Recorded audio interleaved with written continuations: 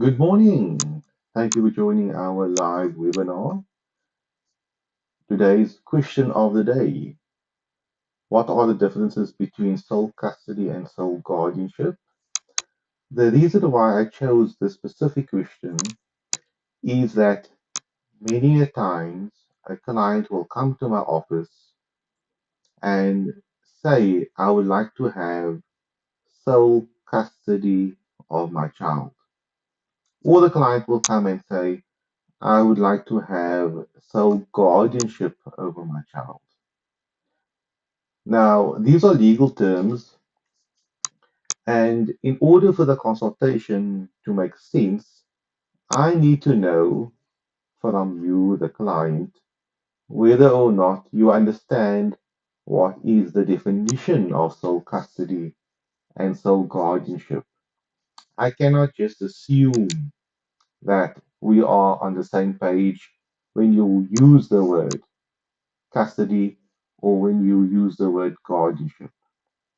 For argument's sake, a parent has no problem with the other parent seeing the child every second weekend, but the parent has a problem with the other parent when it comes to consent issues. So that client may come to my office and say, Advocate, I would like to have sole custody over my child. But I don't have a problem with the other parent seeing the child whenever they want to. But the problem I have is when I apply for schools, I do not want to ask other parent permission. Now, there we're dealing with sole guardianship rights. We're not dealing with the sole custody rights. And the opposite could also apply, whereby the parent might say, I would like to have sole guardianship rights over my child. I have no problem with the other parent having to consent to the enrollment into a school for the minor child's passport application for international travel, but I do not want that other parent to see the child. Therefore, I want sole guardianship rights. Obviously, that is not the correct legal terms being used, and it would confuse things. Therefore, unless I, at the start of the consultation, resolve these specific issues, these legal terms with the client, because they come to me and they say, I want sole guardianship, I want sole custody. And it is very important, as I mentioned, that we understand what we're talking about. I do not want to use the example of cars, but you cannot say, Edward or mechanic, apologies, mechanic, I would like you to fix the engine. But the problem is actually the exhaust.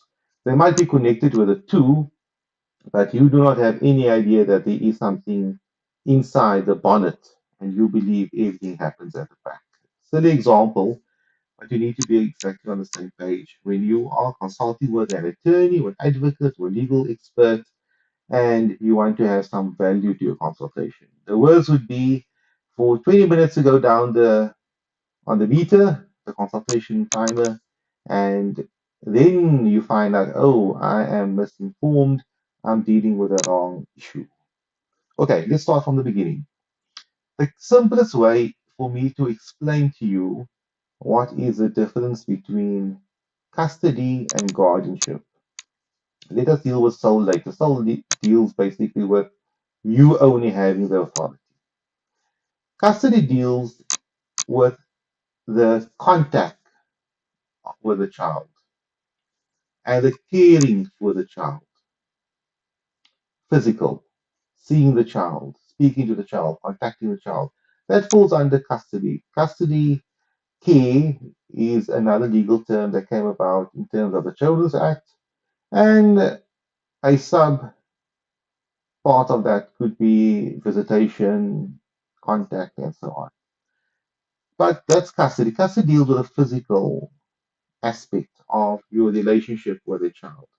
So if you have custody over the child, I mean you can have contact with the child, you can see the child, the child can overnight by you, can stay with you, or you care for the child, or you have primary care or primary custody, where the child will stay with you during the week, Monday to Fridays, or maybe the weekend as well, but every second weekend the child is with the other parent.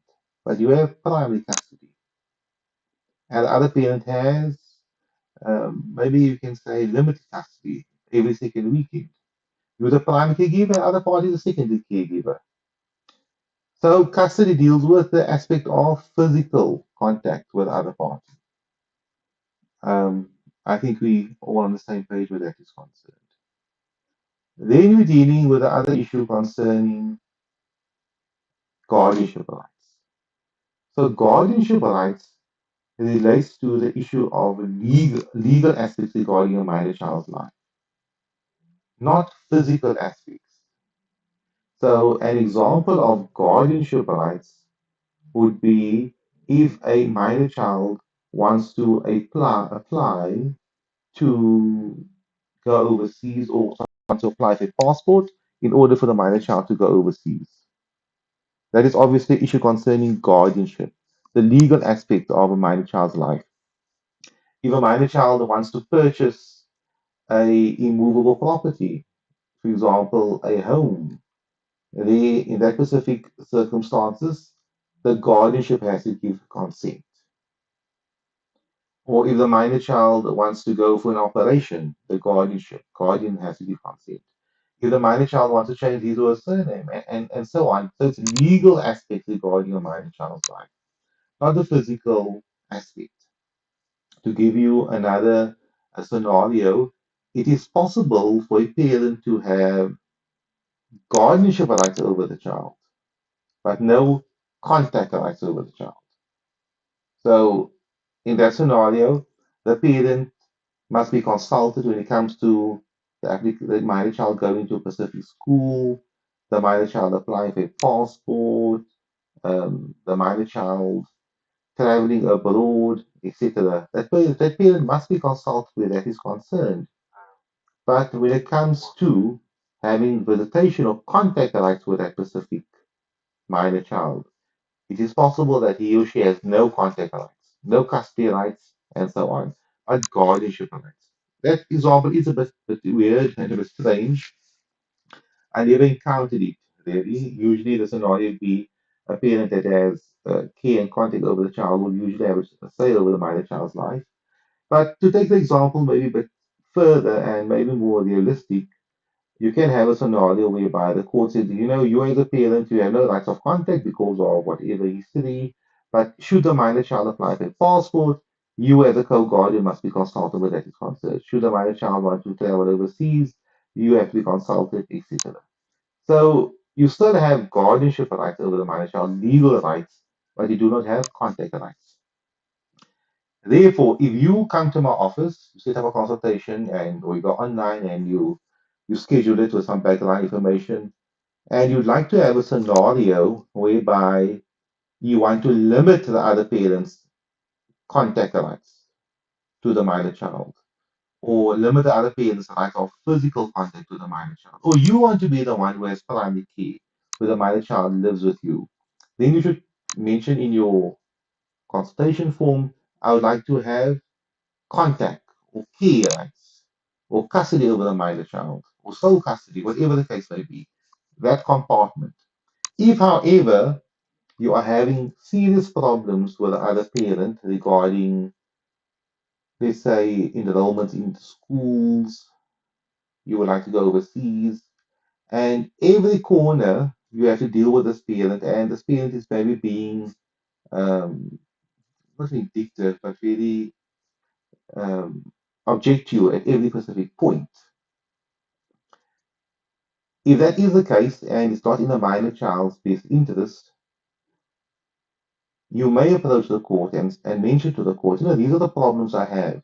Whenever I apply for a school, we take months to resolve the specific issue. Whenever it comes to the minor child being enrolled into a certain sport or going to the hospital, whatever the case may be, it takes months to resolve these issues.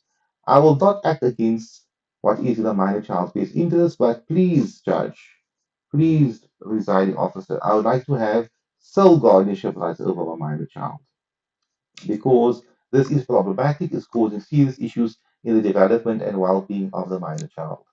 Under those circumstances, you should come to me and say, Advocate, I would like to apply for sole guardianship rights over my minor child. However, if you have the other scenario, as I mentioned earlier on, care and contact arrangements, less visitation with other parents, or you'd like to have more visitation, whatever the case may be, then we're dealing with custody. So let's deal with the issue concerning sole custody. I dealt with sole guardianship. Sole custody will apply to a scenario whereby the other parent will basically not have any form of contact with a minor child. No overnight contact, nothing to that effect. Possibly, maybe telephonic contact. That is possible, or potentially some type of visitation at your home to see the minor child. But there will be no rights of custody. If the other parent wants to see the minor child, it's basically based upon your availability and when circumstances fits you. So that will be a scenario where you have sole custody and the other parent can basically see the minor child at your convenience, at your pleasure. However, joint custody is another term they will use where both parents are caring for the minor child and both parents will share in the life of the minor child. I hope I answered your questions. If you have posed a question in the past, and as always, if you have a legal issue and it's quite serious, whereby you want to have sole guardianship or sole custody, whatever the case may be, it's always a good idea to first consult with an attorney, an advocate, legal practitioner to determine whether or not there is a case for that. And if there is a case for that, you'll obviously be guided accordingly. Thank you for your time.